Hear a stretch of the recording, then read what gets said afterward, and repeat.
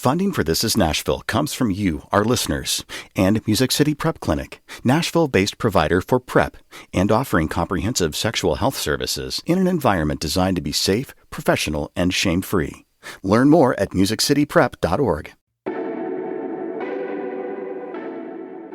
This is Nashville.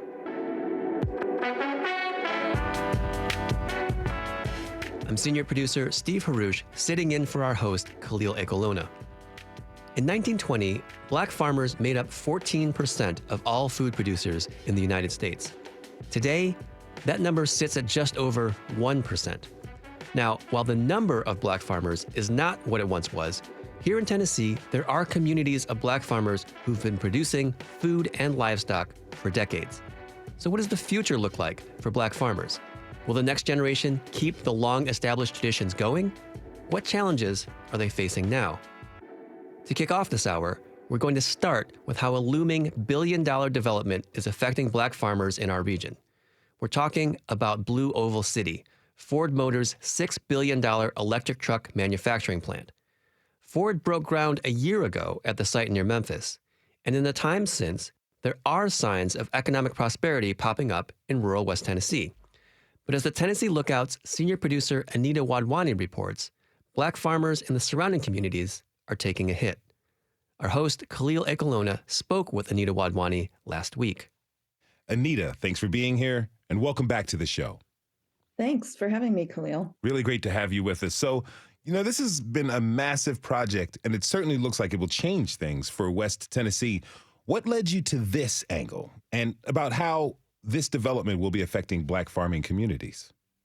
I think that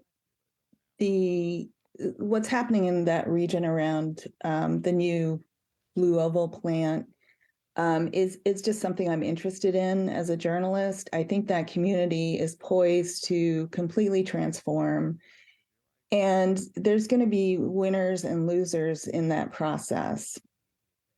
And the story I focused on about a community of black farmers out there see themselves as potentially losers.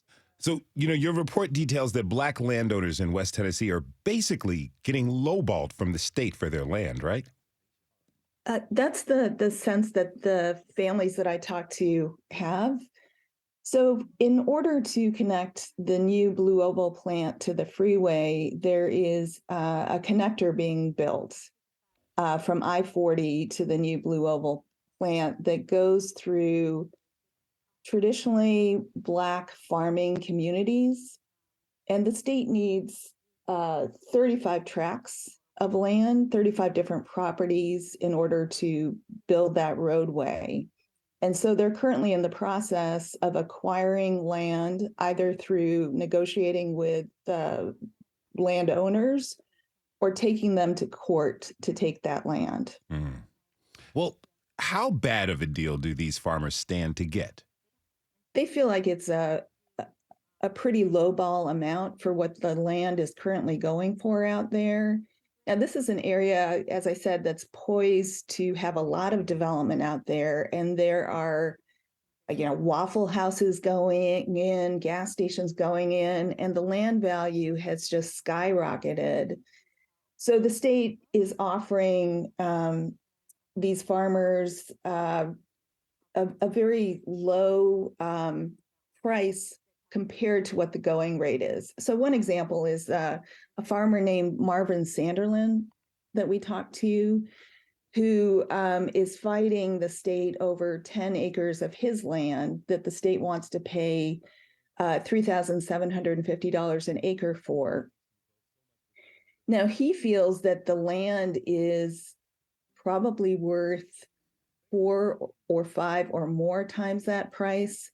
And I talked with other folks out there who are getting sort of similar offers that they feel are really devaluing the actual worth of their land. Now, this land that these farmers own, it's been in their families for a really, really long time, I assume. I think one of the things that really struck me talking with these different families is that, yes, this land has been in their families for 2 or more generations.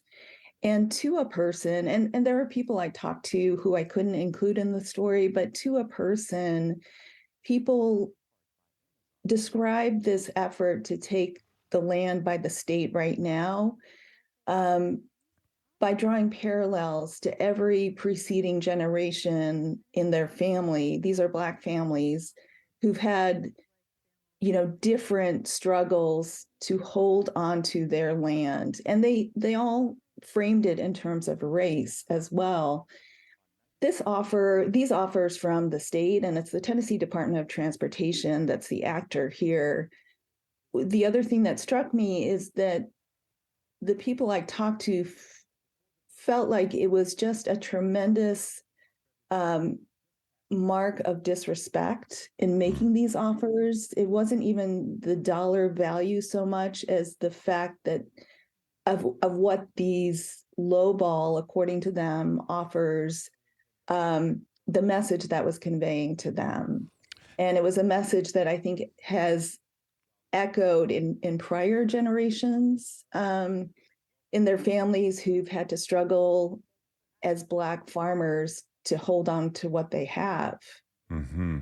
Now, we're talking about how this will benefit Ford's Blue Oval City, but the state is making the sales offers. Who are the farmers and the landowners really taking issue with in their eyes? Where do the problems come from?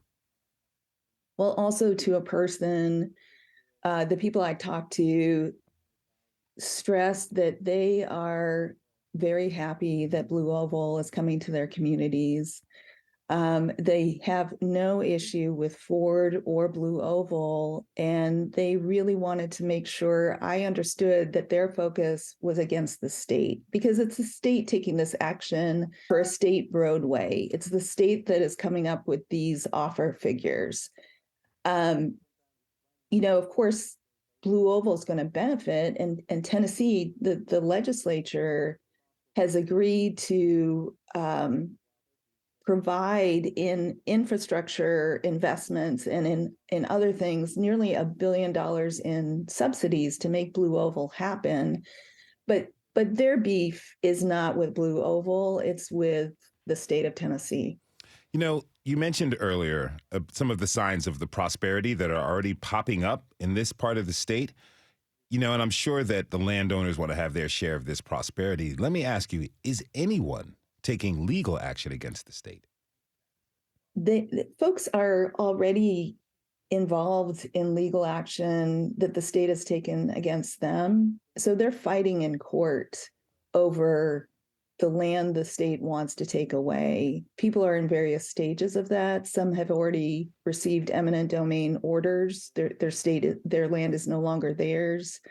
The next phase of those legal actions would be settling on a price.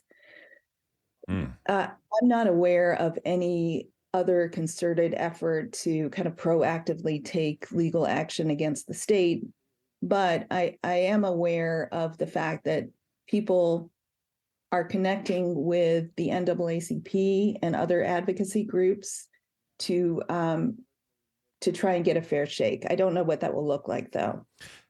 Have you spoken to anyone from the state, anyone from TDOT? I've spoken with TDOT.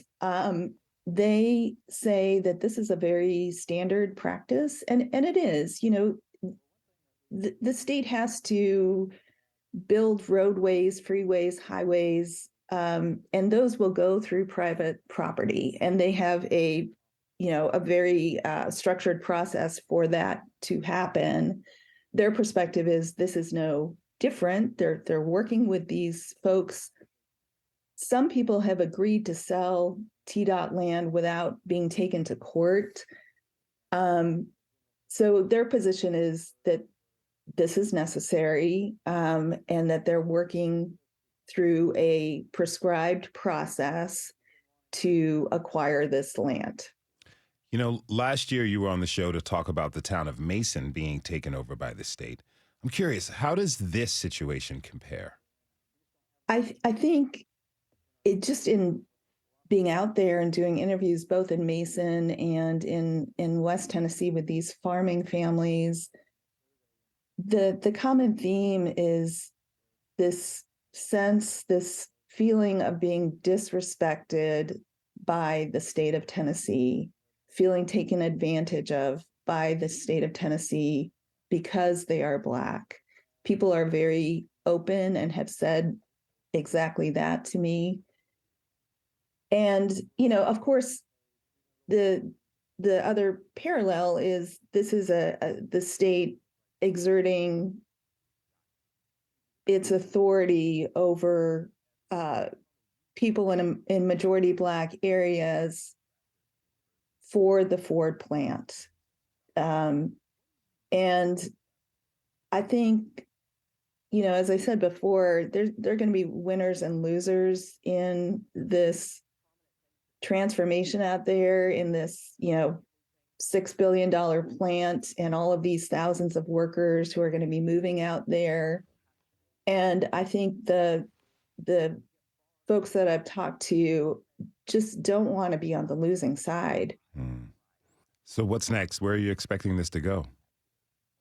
I'm keeping in touch with the folks I talked to out there about the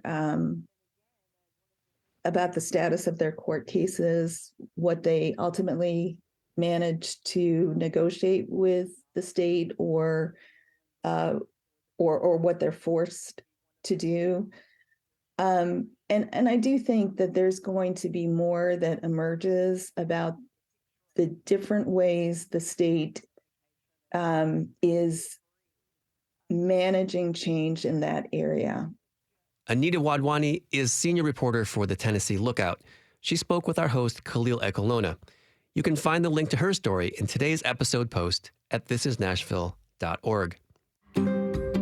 We have to take a short break. When we come back, we'll invite Black farmers into the conversation to tell us about how their families have tended their land in Tennessee for more than a century, even with the odds stacked against them. Join the conversation by tweeting us at This Is Nashville. We'll be right back.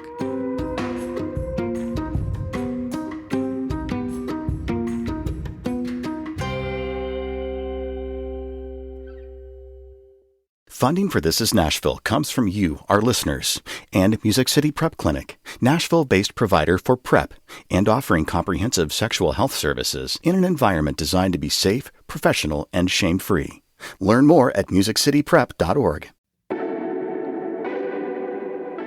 I'm Steve Haruch, and this is Nashville. After peaking in the early 1900s, the number of Black farmers in the United States has declined steadily over the past 100 years. In large part, that's because at nearly every turn, they've encountered the kinds of racial inequality that African Americans in this country are all too familiar with. In the 1980s, the U.S. Commission on Civil Rights found that Black farmers had been systematically discriminated against, but it would be more than a decade before a class action lawsuit yielded any kind of repayment.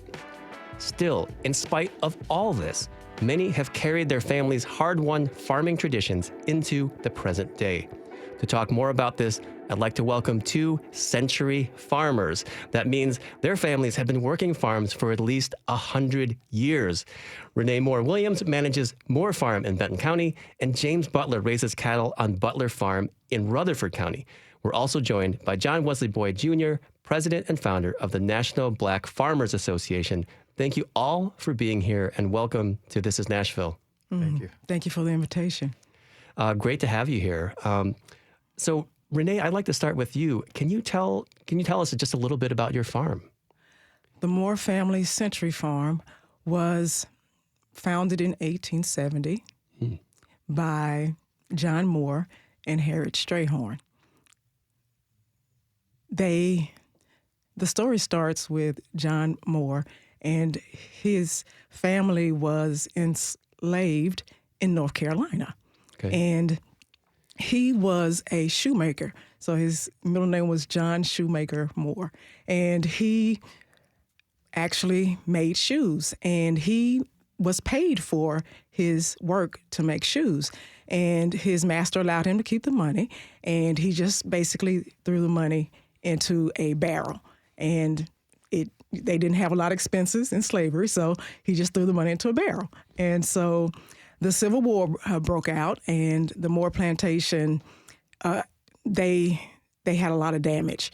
And his slave owner was so distraught that he said, you all can leave. He released his slaves. And so John Moore, the slaves started to leave. And then John said, oh, wait a minute. I have some money in a barrel. And so he runs back to get his barrel. And some of the money was obviously damaged, but he was able to gather some money. And so they started out traveling to try to find a new life. And so he got word that there was some affordable farmland in Tennessee. And so he moved to Tennessee and was actually able to secure 220 acres of land in Benton County, Tennessee. So that begins the story of Moore Family Century Farm. And he then went back to North Carolina and said, Harriet, I've got 220 acres. Let's do this. And so they both had children, and combined they had 21 children, and they all came to Benton County and started a farm. Did you just say 21 children? Yes. Yes. Wow. Although I guess if you're working a farm, having that many potential farm hands is a good thing. Is a good thing. Yeah, absolutely. All right. Now, James, I understand that your family also came from North Carolina. Is that right? Yes, I found that interesting to hear hers as well. Yeah. I don't have as much background, but yes, we just know that they came from North Carolina. How they ended up in Tennessee, I don't know. We know that according to the original deed and paperwork associated with it, there was a white cosigner, and he was able to purchase 26 acres. Gotcha. And so when the farm first got started, do you know what kind of farming they were doing at the beginning? Precisely, I don't know. What we can find, I can go back to my great-grandfather. We found some various documents, some receipts from things that they purchased and what have you. But our area was very rocky. I was talking to some other people who were familiar with my grandfather and great-grandfather, and they were just saying that between and around those rocks, they grow whatever they could. Because not only was there something to sell, but that was what was needed just to survive. So, mainly vegetables and what have you, and animals raised just to live on. Because, of course, life was a lot simpler back then. Yeah. Well, I understand that there's maybe a reason that it was rocky land that he was able to purchase. Well, I was actually, after the death of my father, I had working with an attorney, just trying to get the estate settled, and something that he spoke of that I didn't really think of. He was saying that some of the poorer land, the rockier land, was what was available for minorities to purchase, just because it wasn't considered as valuable. Right. Have you learned other things about discrimination that your great-grandfather faced around that time, besides just sort of getting the less than prime land? Well, again, we know just the culture of the time, and little stories and what have you that I have that just been floating around. But I've again found lots of little receipts of notes that my grandfather especially, where he would basically use as collateral a cow or hog or what have you to get whatever was needed. I found lots of those, and I don't know anything about interest rates, prevailing rates at the time, but sometimes interest rates were listed or what have you. But he did a lot of mortgaging of items. John, how about you? What memories do you have of farming growing up? Well, I'm a fourth-generation farmer from Mecklenburg County, Virginia, and I spent a lot of time with my grandfather, Thomas Boyd, who was born in 1894, so I actually got to spend time with him. And he purchased some land from the Boyd Plantation from the historic River in Virginia. And he actually slept with his deed underneath his mattress because he was always afraid, someone must come in to, take his land. And he said that the land knows no color. And if you take care of the land will always take care of you. And he was really into land ownership, and he expressed it to us at a very early age of, the importance of and the ability of Black people being able to produce their own food, stay on the land, raise a family. And his greatest gesture, he would say, was none of his 15 kids had been to jail, And my father was the last of 15 children. And my grandmother had him when she was 50 years of age. So for all the women who think they can't have children, she had natural childbirth at home at the age of 50. And my father was the 15th child and passed on the family farm over to me as well. So a long, rich history of raising tobacco and corn and peanuts and all of the major items that are still popular today.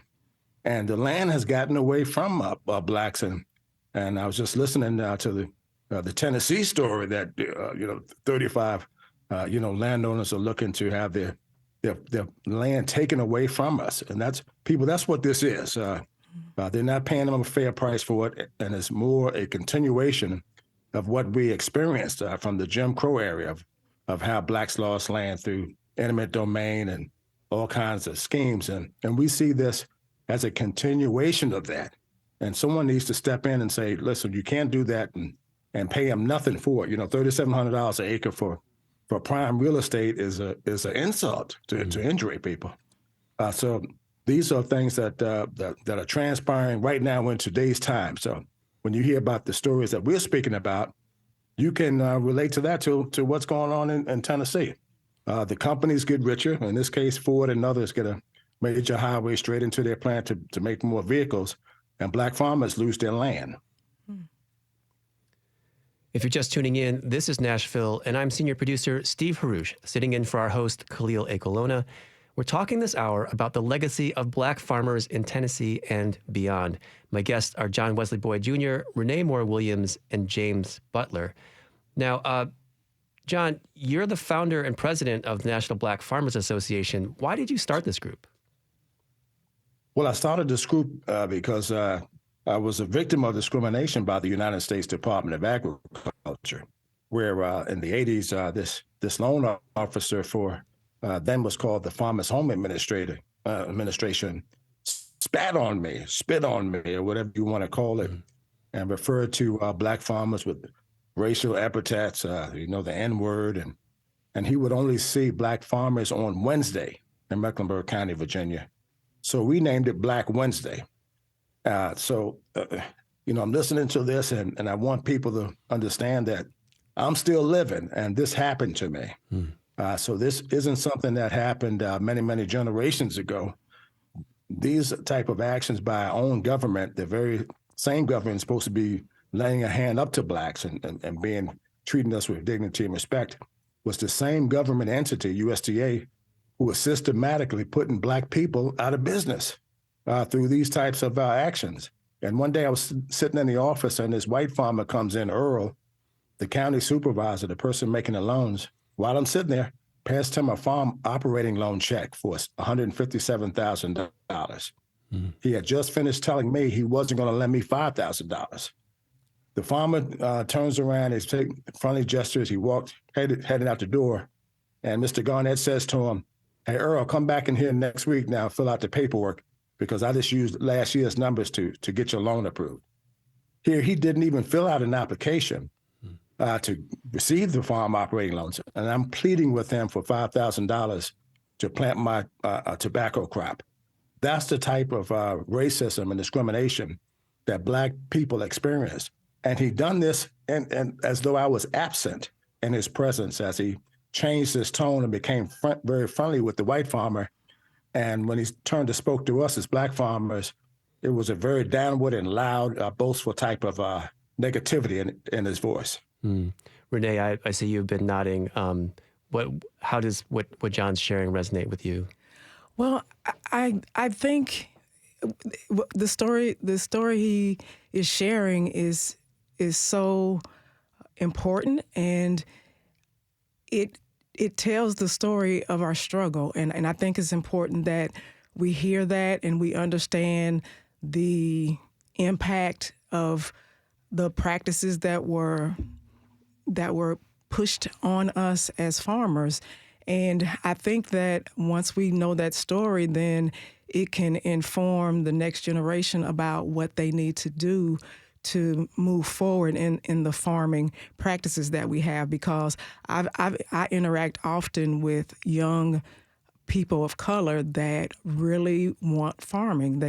They know their story, they know their history, and they want to reconnect to the land, and they know how healing and how powerful it is to stay connected to the land and the pride and the legacy and all those things, and the generational wealth that's attached to owning farmland. So I think it's important that we know the story, and then we can move forward to start talking about solutions and how we work through this, and how we empower the next generation of young people that really, really want to farm.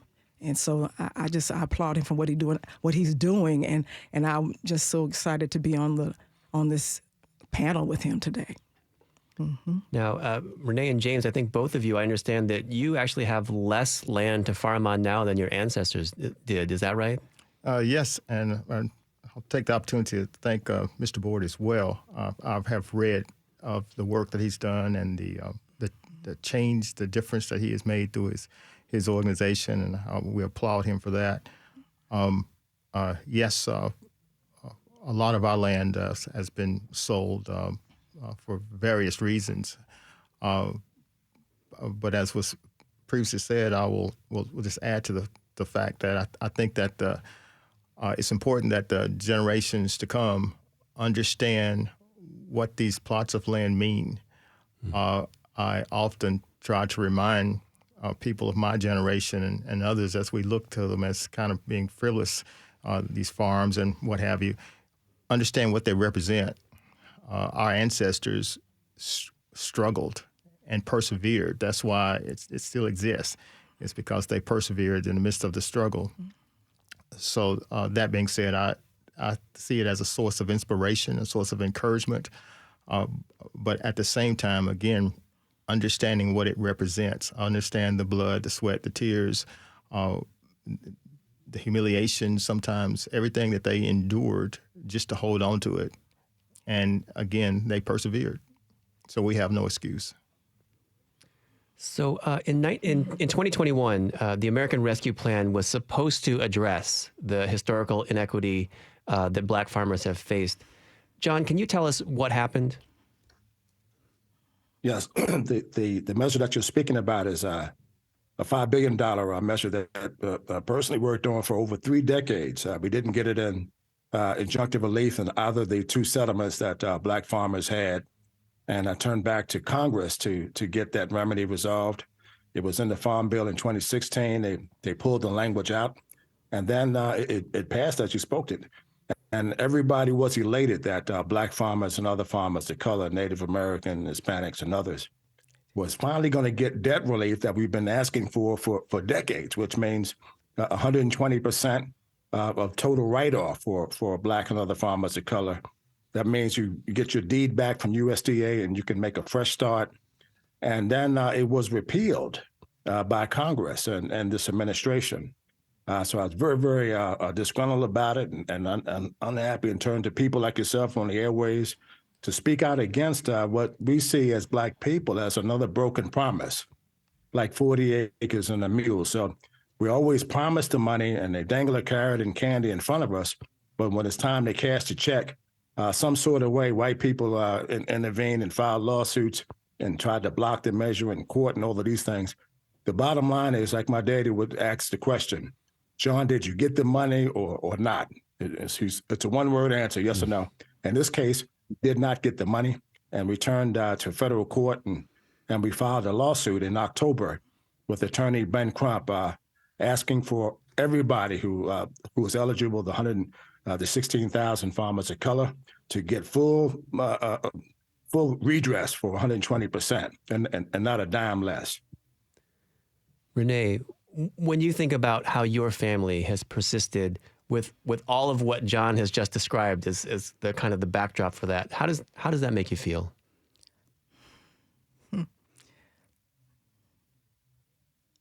deeply moved. I've heard the story over and over again, but every time I hear it,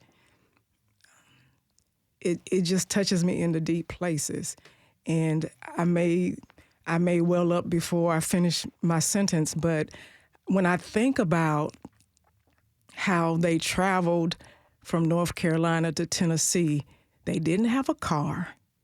They didn't have walking, mules, wagons, maybe. So that's the first thing that just strikes me. And then getting here and being able to just navigate through all of this and then stay focused even in the midst of Jim Crow, in the midst of lynching, in the midst of knowing that their fellow sisters and brothers were being hosed down, bitten by dogs. All of those things is just amazing. Mr. Butler said earlier the resilience, they stayed focused. We're gonna do whatever it takes to keep our farm. And so it brings me to tears. It brings me joy. It brings me pride. All of those things to just know what our ancestors did for us. And as Mr. Butler said, sometimes when I wake up in the morning and I think, man, I can't do this farm thing, I think about the ancestors and what are you complaining about? Mm-hmm. Nobody's lynching you. Nobody's right. So that's what all of this farming means to me. Yeah, makes me feel. Mm-hmm, yeah. Just hearing about this history and the ancestors, it just sounds so important. And James, do you feel that same kind of connection to your ancestors? Oh, definitely. I walk land that my great-grandfather walked. The story of my great-grandfather starting a school and as well as a Methodist Episcopal church. I found the deeds, and I know where it was situated and what have you. So when now our children, I'm the dumbest one in the family, and now as my sisters and all their degrees and advanced degrees, and our children with their doctorates and what have you, I feel that we're building on the legacy that was started by the ancestors. And my prayers is, as I said, this is going to be a source of inspiration for us to continue on.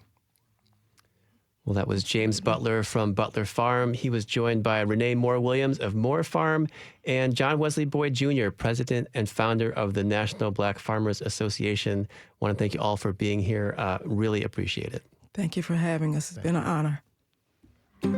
We have to take a short break. When we come back, we'll look to the future and consider the next generation of Black farmers. Join the conversation by tweeting us at This Is Nashville. We'll be right back.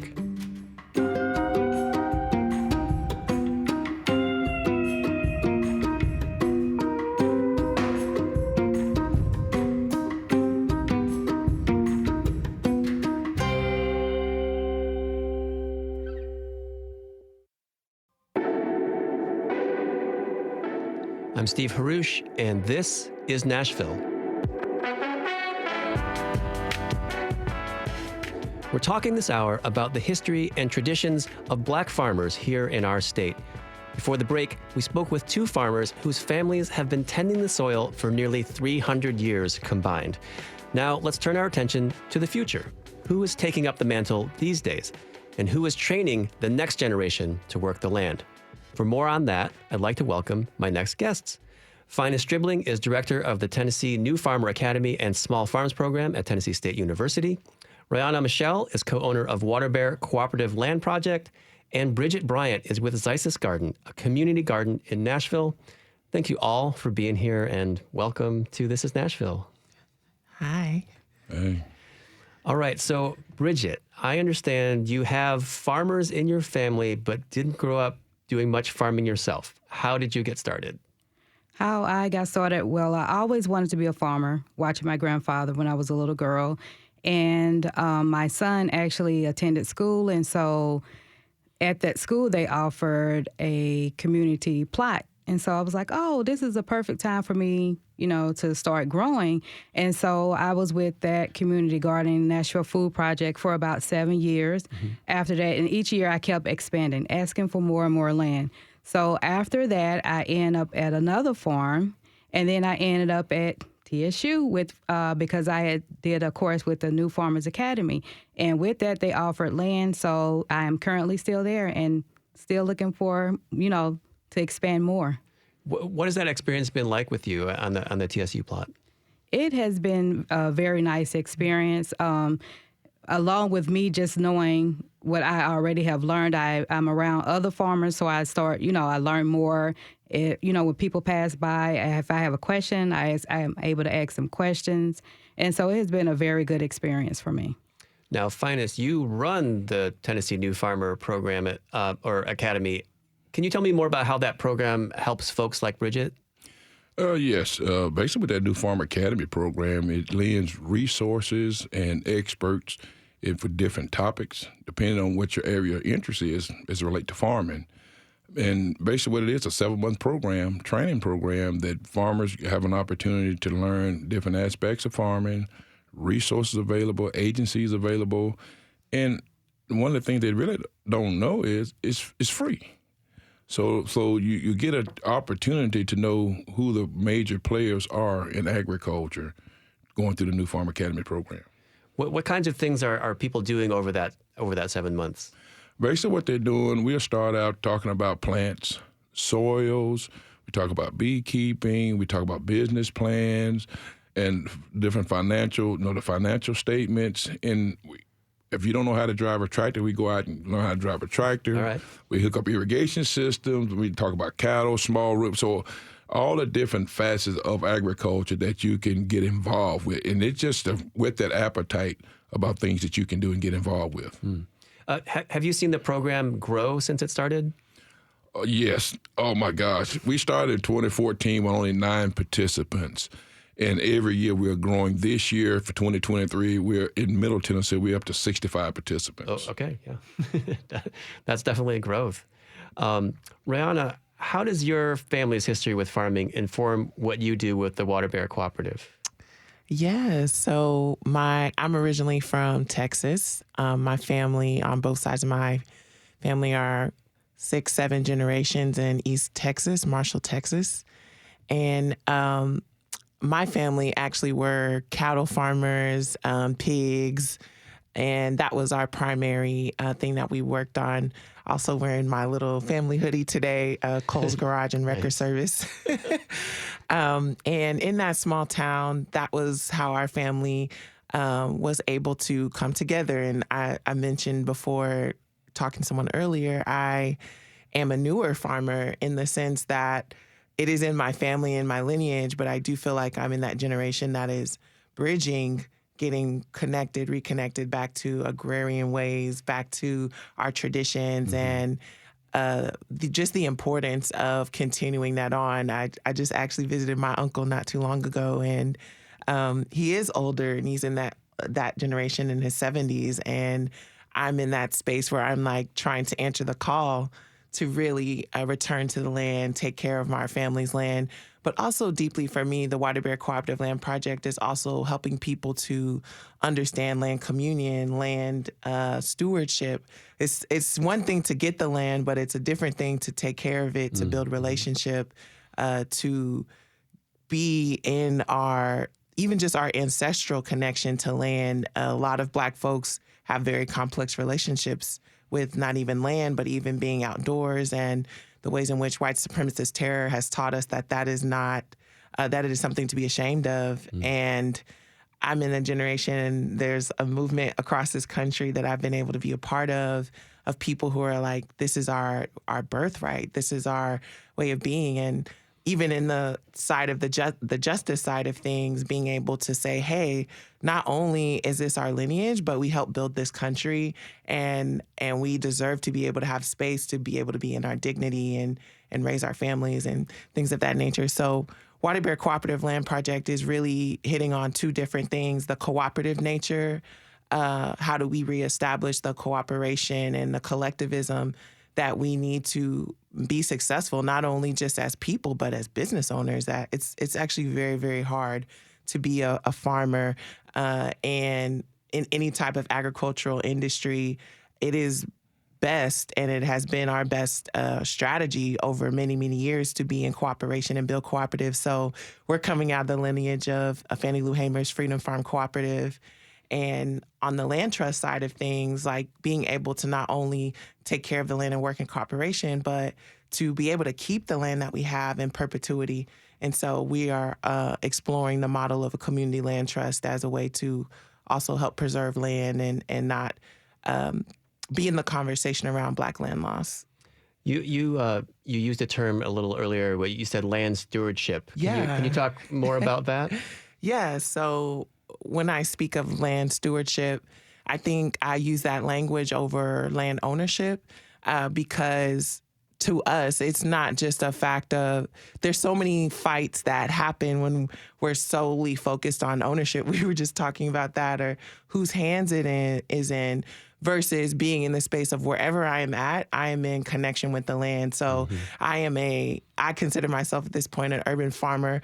I tend to garden in my backyard and I grow a copious amount of things. But I think even in that, how do we be stewards to, not litter and take care of our communities? And so even in the spaces that we may not even have ownership yet, how are we saying that we have a right to be in connection with land and take care of it and be in reciprocal relationships? So that's what I differentiate a little bit more about land stewardship. It's a way of life. It's a practice of being in connection and not necessarily fixated on ownership and that part of it. If you're just tuning in, this is Nashville, and I'm senior producer Steve Harouche, sitting in for our host, Khalil Ekulona. We're talking about the next generation of Black farmers here in our state. My guests are Finus Stribling, Bridget Bryant, and Rihanna Michelle. Now, Finus, a lot of times when we think about farmland, we're not necessarily thinking about the city. What do you want people to know about urban farming? Well, what urban farming is, you have that sense of community. And when you really just check out the landscape and drive through a lot of your cities, you have vacant lots, in a lot of communities where you could have a sense of community, where you can grow. When you start looking at food, there's food insecurity, food security. I just think that's an opportunity when you start looking at urban agriculture. And I think we're at a point now, when you look at what's going on within USDA, they're really looking at this across the country with urban agriculture, and I think it has its place and purpose. So I'm really looking forward to what's really going on with urban agriculture, especially with New Farm Academy. I have a lot of folks that's into urban agriculture, and they realize that you don't have to be large scale to be profitable and sustainable. You can do it on small scale, and that's one of the things that we talk about in our New Farm Academy program. Are there other programs, in addition to the urban farming and other things? Are there other programs that you offer that people could be signing up for if they're interested in it? Well, within the Extension Service, we have a lot of educational programs. We are across the state of Tennessee. We are also a land grant with the University of Tennessee, as well as Tennessee State University, 2 land grants here in Tennessee. And University of Tennessee is within all 95 counties. So I always tell my participants to make sure you go in and learn who your county agent is, because that's what we do at the university. We provide educational outreach to farmers. So, and a lot of times I'm realizing that a lot of our participants are new to farming. And they have, if you're not traditional farmers, you have no clue who we are. We don't know who you are. So that's one of the things that I stress in my class, that go find out who your county agent is, and that way you can be in tune to the educational program that's available, because there's something going on all the time across the state of Tennessee, whether you in goats, whether you sheep, large animals, horses, poultry, vegetables, small fruit. We have something for you within the Extension Service. Now, earlier in the show, we talked about the hardships Black farmers have faced, both historically and in the present day. As we heard, farmers in West Tennessee are seeing low offers for land they own and farm to make way for Blue Oval City. Rihanna, in your mind, is this just about farmland, or do you think it's connected to something bigger? I think I'm a little unfamiliar with that specific case. Could you give a little bit more context? Well, basically that black farmers in West Tennessee feel like they're getting these lowball offers for their land, and they feel that it's because they are black that they're being offered a fraction of what they consider to be the value of that land. Yeah, I definitely feel like that's a factor. And it's been used as a factor a lot of times to not only just diminish the value of it, but whenever we are trying to build wealth for our families, and we find that not only is it being marketed down in ways that don't help us to build and generate, but even just sheer inequity and being able to get funding for that. So a lot of people don't always recognize that it's actually really hard if you're not on a mass production scale or to enter some of these industries in a way, if you're like a smaller operating farm and that. And so I do think that a lot of the racial dynamics have been a strategy that have been utilized forever to not only just, we even see it here in the urban context that the spaces in which Black people exist are sold now at exorbitant amounts. But when the Black people that were living there in those communities were living there, there was no investment. There was no foresight of this being some type of mecca of business. And so we see across class and racial lines the ways in which, Black people and the things that we have created have been completely undervalued and disinvested from. So not a surprise. Yeah. Now, Bridget, you told our producer that you have often found yourself to be the only Black person at conferences and other sort of spaces. How does that hit you when you find yourself in that situation? Well, for me, it's kind of disheartening because I'm excited about growing. Anybody that knows me know if I see a plant grow, I'm getting hyped. Yeah. I'm like, everybody should feel this way if you grow. But like I went to a conference, a Cut Flowers conference, and, I kind of looked around and I was like, okay. And I was not only the only Black person, I was the only Black female there. So it was a little sad for me because I know that industry is an opportunity, especially for farmers to be able to do cut flowers is something that's growing. And for me to look around and be the only Black person, period, in there, yes, it was disheartening. And I was also recently at a conference and there were Black people there, but I wanted to see more of us there because I know in agriculture there is money to be made. There are opportunities in agriculture, but we just kind of look at agricultural different. We look at it more from the slavery aspect of it because, like, our connection with the land was kind of disrupted with slavery. So we look at it differently. A lot of Black people look at it differently, and so they don't look at it as being an opportunity where it definitely is an opportunity. There are, like Fina said, there are different classes that they have and, different things that they workshops. And if we're not there to learn what's going on in the agricultural business from that aspect, then we won't know. And we will still be blind, to the opportunities that are available for us. Well, how have you been able to find community? I have been, actually, there has been recently, there are a group of women from just me being at a community garden, helping out at a community garden, Miss Pearl. Yeah. And so, yes. And so we kind of are starting to get together where with one person needs to, help mulching, they mulch. I told them, I was like, okay, when my